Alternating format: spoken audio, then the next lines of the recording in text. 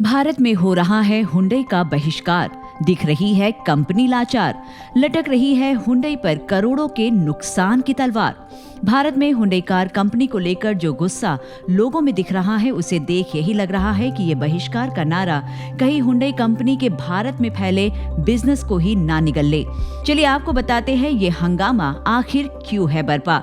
दरअसल पाकिस्तान में किया और उसकी पेरेंट कंपनी हुंडई के फेसबुक और ट्विटर हैंडल से कश्मीर को लेकर एक पोस्ट शेयर हुई और वो वायरल हुई। इसके बाद भारत में दिखा आक्रोश और फिर शुरू हुआ #बॉयकॉट हुंडई कैंपेन।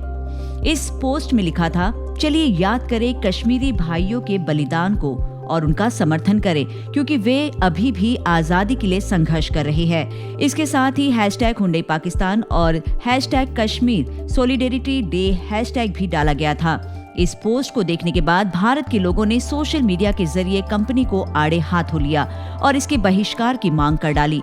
हंगामा शुरू होने के बाद हुंडई पाकिस्तान के ट्विटर और फेसबुक हैंडल से उस पोस्ट को हटा दिया गया, लेकिन सोशल मीडिया पर उसका स्क्रीनशॉट वायरल हुआ। कड़ी आलोचना होती देख कंपनी ने बयान जारी किया और कहा, हुंडई मोटर इंडिया पिछले 25 साल से अधिक समय से भारतीय बाजार के लिए प्रतिबद्ध है और हम राष्ट्रवाद का सम्मान करने के लिए मजबूती से खड़े हैं। भारत हुंडई ब्रांड का दूसरा नाम है और असंवेदनशील संचार के प्रति हमारी जीरो टॉलरेंस पॉलिसी है और हम इस तरह के किसी भी विचार की कड़ी निंदा करते हैं। भारत के प्रति अपनी प्रतिबद्धता के हिस्से के रूप में हम देश के साथ साथ इसके नागरिकों की बेहतरी के लिए अपने प्रयास जारी रखेंगे।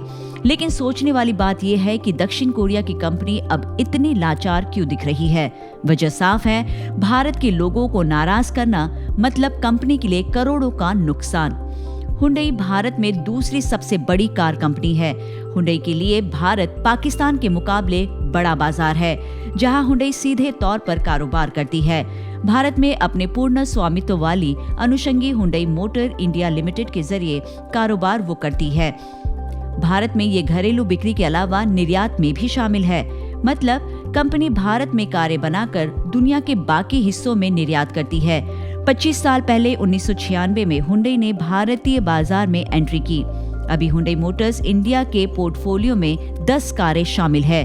कंपनी के भारत में 522 डीलर्स और 1298 सर्विस पॉइंट्स है।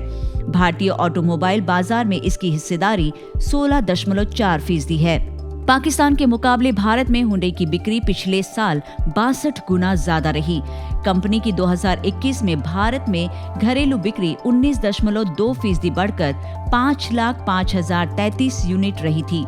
हुंडई मोटर इंडिया का भारत में टर्नओवर $6 अरब के करीब है। 2021 में हुंडई इंडिया का एक्सपोर्ट 31.8% से बढ़कर 1,30,380 यूनिट रहा था। भारत में जहां कंपनी का खुद का कारोबार है, वहीं पाकिस्तान में कंपनी ने एक पार्टनर बनाया है।